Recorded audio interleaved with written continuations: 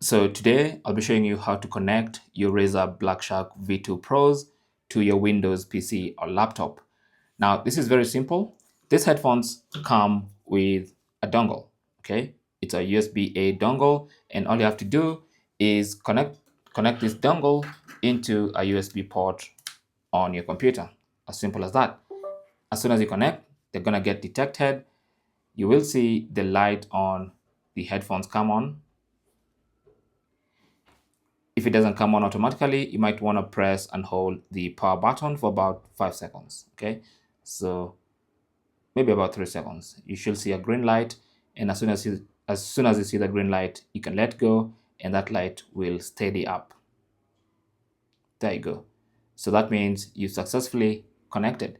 Now you can go into the sound settings of your Windows computer just to confirm that you have the output device, or rather input device, as these headphones, the sound output device, beg your pardon.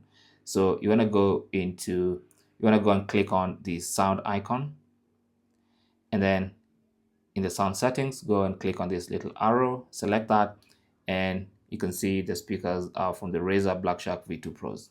It's really that simple. Thanks for watching. Don't forget to like and subscribe. And if you have any comments or questions, you can talk to us in the comment section. Good luck.